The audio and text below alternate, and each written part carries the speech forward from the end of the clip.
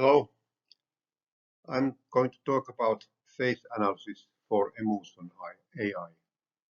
I am Matti Pietikäinen from the University of Oulu, Finland. I have been studying this topic for nearly 20 years. So facials are special. Face perception may be the most developed visual perceptual skill in humans. Infants prefer to look at faces just after the birth. Most people spend more time looking at faces than any other type of object. So we humans seem to have the capacity to perceive the unique identity of a large number of different faces. There are several movements in the facial area that are important to consider. Macro expressions are ordinary facial expressions that we express in our everyday life. Micro expressions are very short expressions that we try to hide. We try to hide something, but then these just come suddenly.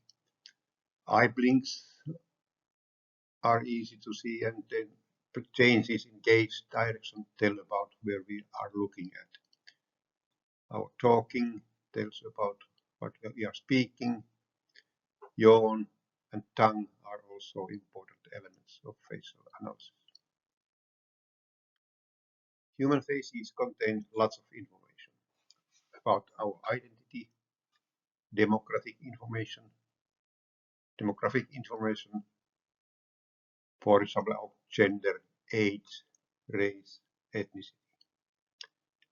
About emotions, are we happy, sad, angry, surprised, and so on. Direction of attention, so where are we looking at, can be seen from head pose, gaze direction. Visual speech and audio combined with audio information, audiovisual speech. So even visual speech can be used for lip reading. Health, there are several diseases are indicated by face information like pain, autism, mental disorders.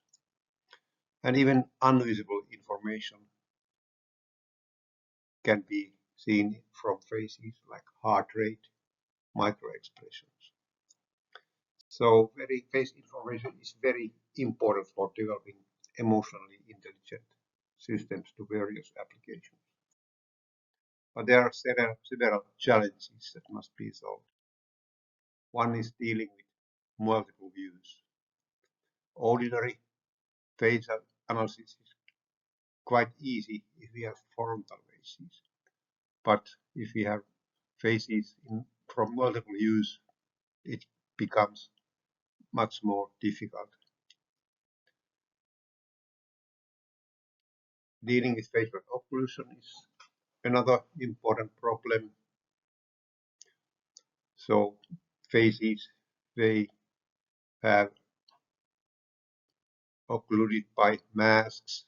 We may wear glasses, and so we must handle information even with this and other types of occlusions seen, for example, in these pictures.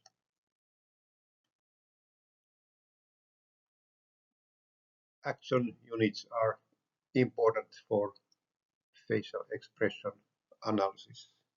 One specific action is 3D action unit detection from depth images or 3D images. So that is also a very difficult problem.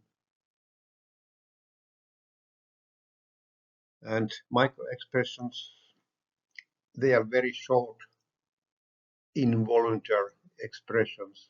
For example, when we lie, we try to hide our expression, but they just might happen. They are less than 1.5 seconds. Macro expressions are over half second to 4 seconds. Micro expressions are very subtle.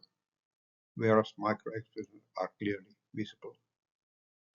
And emotion, so in micro-expression you try to repress the emotion, but in micro-expression you dare express. And here is facial action unit coding in the wild from ordinary color camera images. So there are several action units, which means muscle movements, like in our mouth area or eye area or somewhere else seen in this picture. And also the background might be changing, illumination means changing, so these cause major challenges for action unit coding in the wild. And continuous dimensional facial behavior analysis in the wild. So when we speak or have certain expressions over time, it's important to be able to measure facial behavior during that movement. But it's not easy, especially if imaging conditions are bad. Multimodal emotion analysis is necessary for many applications. Multimodal analysis is a central part of human communications. And a multimodal procedure could include speech, facial expressions, gestures, physiological signals, and so on. And in human-computer interactions, multimodal analysis has a key role. Here is a picture that tells about different aspects of multimodal analysis, including expressions, speech, physical signals, gestures, and so on, and also facial expressions.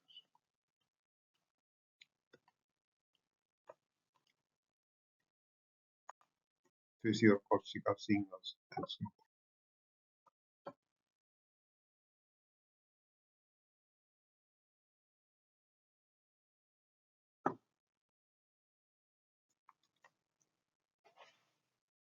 And finally, we can talk about person-specific versus general models. The variability of data in emotion analysis is so high that person-specific models should be preferred. So because, for example, in the typical machine vision applications, you train different objects to be recognized separately. So you have separate models to make application possible, and same is with facial expression or facial analysis. Thank you. That concludes my presentation.